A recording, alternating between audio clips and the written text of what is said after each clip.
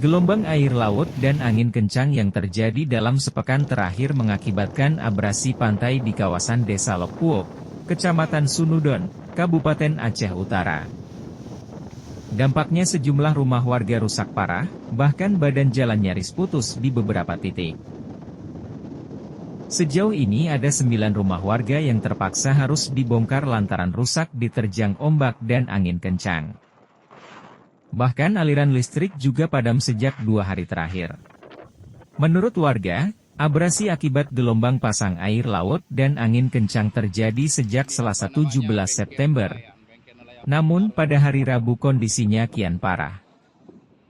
Warga berharap pemerintah serius menangani abrasi di wilayah mereka dengan membuat batu penahan ombak di sepanjang pantai. Warga khawatir jika ombak semakin parah abrasi pantai kian meluas.